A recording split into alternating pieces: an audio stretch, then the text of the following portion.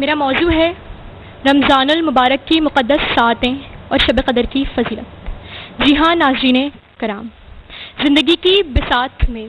کبھی جیت میں تو کبھی مات میں، رنگ و نور کے میل میں، موت و زیست کے کھیل میں،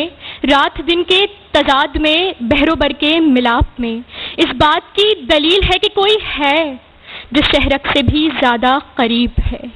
کوئی ہے جو انسانوں کی تخلیق کے بعد انہیں اشرف المخلوقات کا درجہ دے کر ان کے سامنے فلسفہ اسلام رکھتا ہے اور پھر ان میں قوت برداشت، جذبہ ہمدردی، اثار و قربانی کے احساسات کو جنم دینے کے لیے ان سے یہ تقاضا کرتا ہے کہ بھوک پیاس کی شدت برداشت کرو تاکہ تم متقی ہو جاؤ، فرما بردار ہو جاؤ، اطاعت گزار بن جاؤ۔ جی ہاں ناظرین کرام، عبادت کا وہ خاص مہینہ جسے شہر المواسا یعنی ہمدردی اور غم خوری کا مہینہ قرار دیا گیا، جس میں ہر نیکی کا بدلہ 70 گنا بڑھا کر دیا جاتا ہے، کہ جس میں ایک رات ایسی ہے کہ جس کی عبادت 1000 مہینوں کی عبادت سے افضل ہے، کہ جس میں ہر شب و روز میں ایک دعا ضرور قبول ہوتی ہے، کہ جس میں فرشتوں کو حکم دیا جاتا ہے کہ روزے داروں کی دعا پر آمین کہو، اور اسی مہینے میں روزے داروں کا معاملہ خود اللہ اپنے سپرد کر لیتا ہے اور اس کے منہ کی بو کو مشک کی بو سے بہتر قرار دے کر روزے داروں کا مرتبہ اور بڑھا دیتا ہے۔ جی ہاں ناظرین کرام،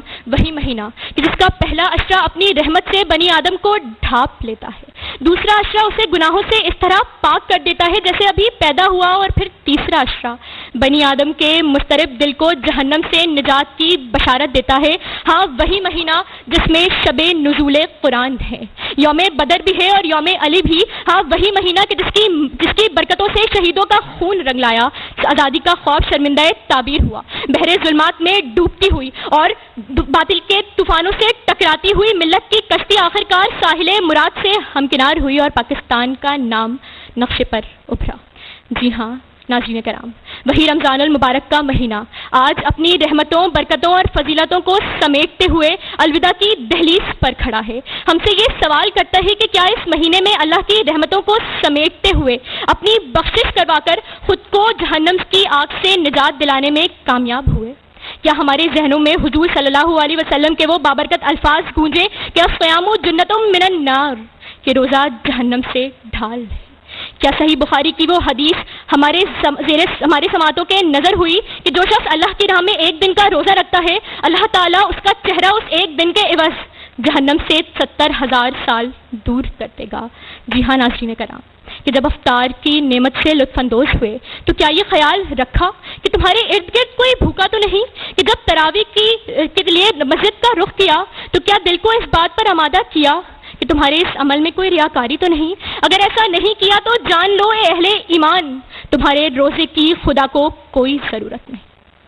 ہاں اہل ایمان، ہم تو بہت خوش قسمت ہیں کہ اس مہینے کی برکتوں کے عوض ہمارے لیے آسمانوں کے دروازے کھول دیے جاتے ہیں، ہر سجدے کے بدلے 1500 نیکیاں، اور پھر جنت میں ایک گھر سرخ یاقوت سے بنا عطا کیا جاتا ہے۔ ہاں ہم بہت خوش قسمت ہیں کیونکہ صبح کی نماز سے لے کر آفتاب کے چھپنے تک 70,000 فرشتے ہمارے لیے مغفرت کرتے ہیں۔ ہاں ہم بہت خوش قسمت ہیں کیونکہ ذرا تصور کریں کہ جب روز قیامت تمام انسان جمع کیے جائیں گے اور پھر گزشتہ اقوام کی ہزار عمریں پانے والے اللہ کے فرما برداروں کی نیکیوں کا ڈھیر لگا ہوگا،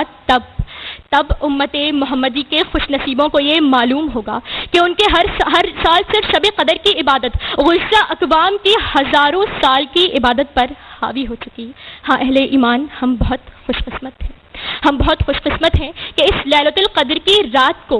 جبرائیل امین ملائکہ کی جھرمٹ سے آسمانوں سے زمین پر اترتے ہیں اور عبادت میں کھڑے ہر شخص کی دعا پر آمین کرتے ہیں۔ ہاں اہل ایمان، کیا تم حضرت ابو ہریرہ سے مروی وہ حدیث بھول گئے کہ جو شخص لیلۃ القدر کی رات میں ایمان کے ساتھ اور ثواب نیت سے عبادت کے لیے کھڑا ہوتا ہے، اللہ تعالیٰ اس کے پچھلے گناہ بخش دیتے ہیں؟ ارے اس سے زیادہ خوش قسمتی اور کیا ہوگی کہ یہ رات صرف ہمیں ہی نصیب کی گئی اور کسی کو عطا نہ ہوئی؟ تو جان لو اے اہل ایمان، جو شخص اس رات سے محروم رہا گویا وہ ہر خیر سے محروم رہا۔